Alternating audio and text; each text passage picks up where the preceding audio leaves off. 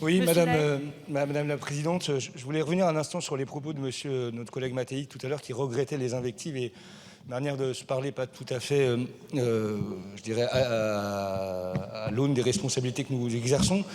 Je voulais aller dans son sens parce qu'on a entendu des mots assez décalés avec la réalité de nos propositions, les taxes zinzin, le concours l'épine fiscale, et qui par contre sont assez indifférentes, en réalité, ces propos assez indifférents à la situation, au dérapage de nos comptes publics que nous observons et dont le déficit est quand même passé de 2,6% du PIB à prise des responsabilités en 2017 à plus de 6% aujourd'hui. Et si on regarde les choses lucidement et si on veut s'attaquer à ce déséquilibre, il faut regarder la part respective de la baisse de la dépense et des baisses de recettes qui ont expliqué ce dérapage des comptes publics. La dépense publique, depuis 2017, elle a baissé de 0,6 points par rapport au PIB, et c'est donc exclusivement les baisses d'impôts qui expliquent le dérapage de nos comptes publics.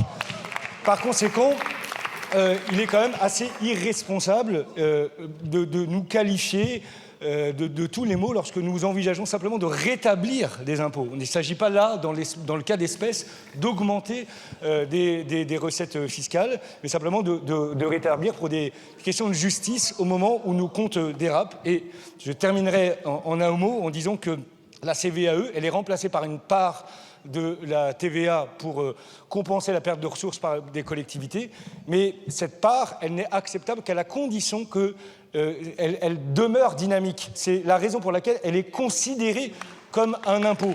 Or, en la gelant à son niveau de 2024 dans le PLF 2025, vous la transformez de fait en une dotation, et ça n'est plus conforme à l'article 72 de la Constitution. Donc je crois aussi qu'il y a un problème d'ordre juridique au PLF que cause la suppression de la CVAE. Merci beaucoup.